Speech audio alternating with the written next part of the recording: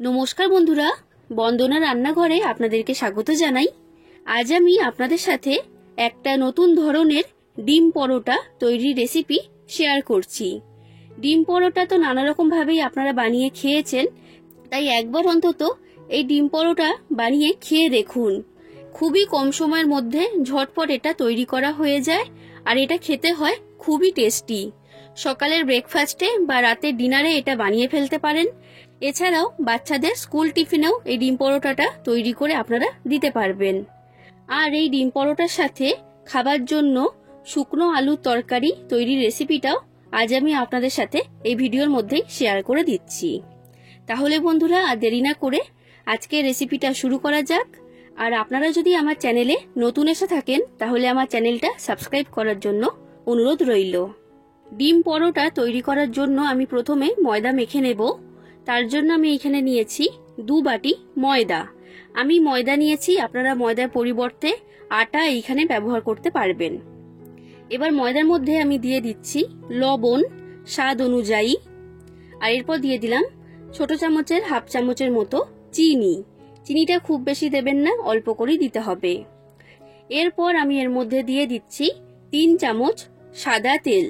তেলটা আমি এইখানে ময়ন হিসাবে ব্যবহার করেছি। এবার এই সব কিছুকে একসাথে আমি ভালো করে ময়দার সাথে মিশিয়ে নিচ্ছি, আর একটু ভালো করে মেশাবেন যাতে তেলটা ময়দার সাথে খুব ভালোভাবে মিশে যায়। তো দেখুন বন্ধুরা, এটা আমার মেশানো হয়ে গেছে। এবার জল দিয়ে আমি ময়দাটাকে মেখে নেব আর একটা ডো আকারে তৈরি করে নেব। ডোটাকে এইখানে একটু নরম করেই মেখে নিতে হবে, শক্ত করে মাখলে কিন্তু হবে না। তো দেখুন বন্ধুরা, ময়দার ডোটা আমার তৈরি করা হয়ে গেছে, আর একটু নরম করে মেখেছি, দেখে বুঝতে পারছেন। এই রকম একটু নরম করেই মেখে নিতে হবে। এবার এই ডোটাকে আমি ঢাকা দিয়ে সরিয়ে রেখে দিলাম। এবার আমি শুকনো আলুর তরকারিটা তৈরি করব। তার জন্য গ্যাসের মধ্যে কড়া গরম হতে বসিয়ে দিয়েছিলাম।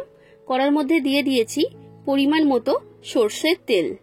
তেলটাকে খুব ভালো করে গরম করে নিয়েছি।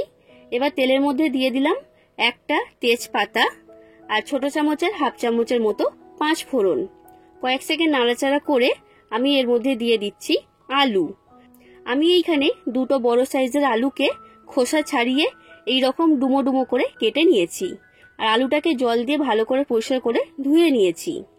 আলুটা আমি কড়ার মধ্যে দিয়ে দিয়েছি। এবার আমি এর মধ্যে দিয়ে দিচ্ছি টমেটো কুচি। বড় সাইজের একটা টমেটো এখানে আমি দিয়েছি।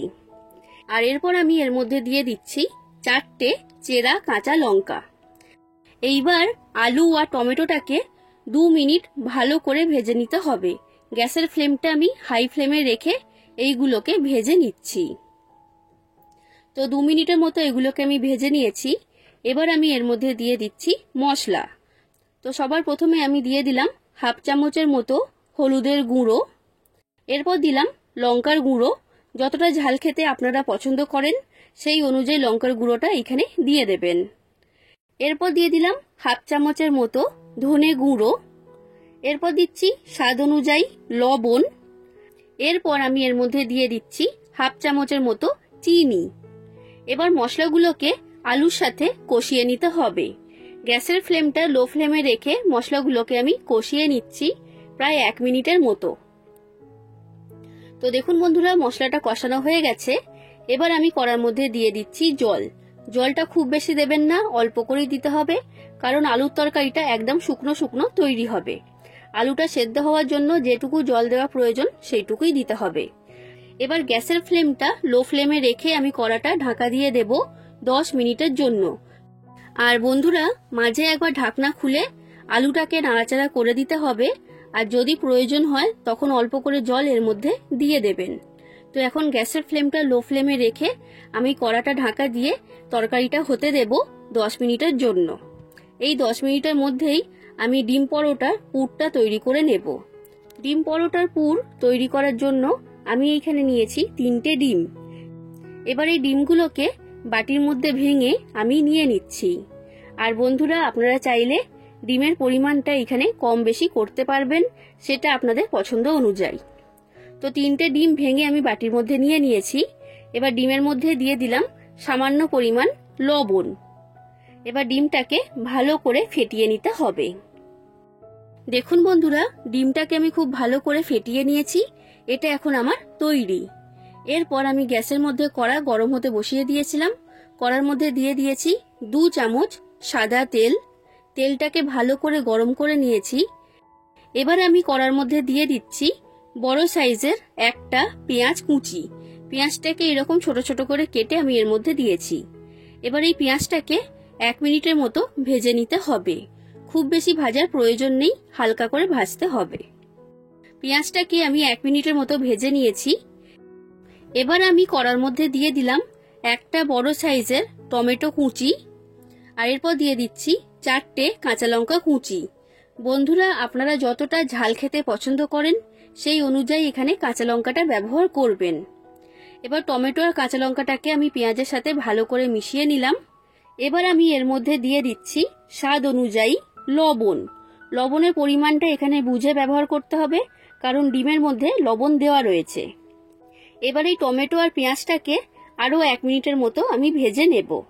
তো দেখুন বন্ধুরা, এটা আমার ভাজা হয়ে গেছে। এবার ফেটিয়ে রাখা ডিমটা আমি এর মধ্যে দিয়ে দিলাম। এবার ডিমটাকে দিয়ে ভালো করে আমি মিশিয়ে নিলাম। এবার গ্যাসের ফ্লেমটা মিডিয়াম থেকে হাই ফ্লেমে রেখে ডিমের ভুজিয়া তৈরি করে নেব। এই ডিমের ভুজিয়াটা তৈরি করার সময় এই রকম ছোট ছোট টুকরো করে তৈরি করতে হবে। খুব বেশি বড় সাইজের ডিমের টুকরো রাখলে কিন্তু হবে না, এটা আপনারা মনে রাখবেন। তো দেখুন বন্ধুরা, ডিমের ভুজিয়া আমার তৈরি করা হয়ে গেছে। এবার এটাকে আমি কড়ার মধ্যে থেকে তুলে নিচ্ছি। তৈরি হয়ে গেল ডিম পরোটার পুর। এই ডিমের পুরটা সম্পূর্ণ ঠান্ডা হয়ে যাবার পর আমি ডিম পরোটাগুলো তৈরি করব। 10 মিনিট পর আমি কড়ার ঢাকনাটা খুলে নিয়েছি। তৈরি হয়ে গেছে শুকনো আলুর তরকারি। আলুগুলো খুব ভালো মতো সেদ্ধ হয়েছে, দেখে বুঝতেই পারছেন। আর এই তরকারিটা এইরকম শুকনো শুকনোই তৈরি হয়। এটা আপনারা রুটি, পরোটা, লুচি সবকিছুর সাথেই খেতে পারবেন, খেতে দারুণ লাগে। তৈরি হয়ে গেল শুকনো আলুর তরকারি।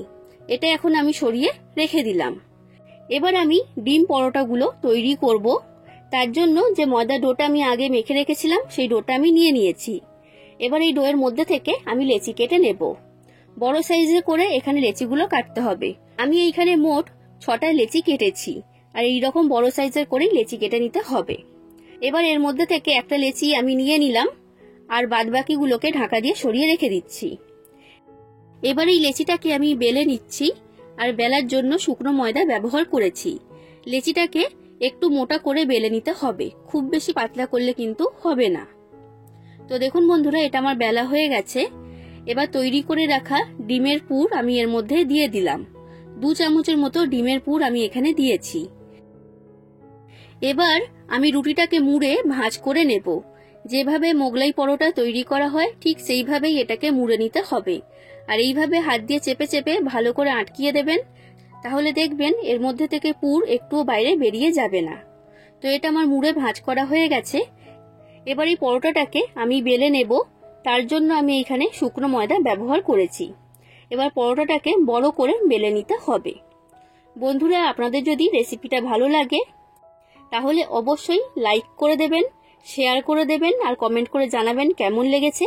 আর আমার চ্যানেলটা যদি এখনো পর্যন্ত সাবস্ক্রাইব না করে থাকেন তাহলে অবশ্যই চ্যানেলটাকে সাবস্ক্রাইব করে দেবেন।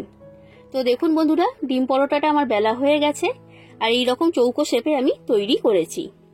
ঠিক একই রকম ভাবে আমি বাদবাকি সব ডিম পরোটাগুলোকে তৈরি করে নেব। ডিম পরোটা ভাজার জন্য আমি গ্যাসের মধ্যে কড়া গরম হতে বসিয়ে দিয়েছিলাম। কড়াটাকে ভালো করে গরম করে নিয়েছি। আমি কড়ার মধ্যে দিয়ে দিলাম 1 চামচ সাদা তেল। তেলটাকে ভালো করে আমি কড়ার চারিদিকে লাগিয়ে নিয়েছি। এবার একটা ডিম পরোটা আমি কড়ার মধ্যে দিয়ে দিলাম। এবার গ্যাসের ফ্লেমটা মিডিয়াম ফ্লেমে রেখে প্রথমে দুটো সাইড ভালো করে আমি সেঁকে নিচ্ছি। দেখুন বন্ধুরা, ডিম পরোটার দুটো সাইড আমি ভালো করে সেঁকে নিয়েছি। এবার আমি এর মধ্যে দিয়ে দিচ্ছি সাদা তেল। এবার তেল দিয়ে পরোটাটাকে ভালো করে ভেজে নিতে হবে। গ্যাসের ফ্লেমটা মিডিয়াম থেকে হাই ফ্লেমে রেখে আমি ভেজে নিচ্ছি। তো এই পরোটাটা আমার ভাজা হয়ে গেছে। এবার ডিম পরোটাটাকে আমি কড়ার মধ্যে থেকে তুলে নিলাম, আর ঠিক একই রকম ভাবে আমি বাদবাকি সব ডিম পরোটাগুলোকে ভেজে নেব। তাহলে বন্ধুরা, আপনারাও বাড়িতে এইভাবে ডিম পরোটা আর শুকনো আলুর তরকারি তৈরি করবেন, আর জানাবেন কেমন লেগেছে আপনাদের এই রেসিপিটা। আশা করছি আপনাদের সকলের খুবই ভালো লেগেছে। আজ আসি বন্ধুরা, আবার দেখা হবে অন্য কোনো দিন অন্য কোনো রেসিপির সাথে। ধন্যবাদ।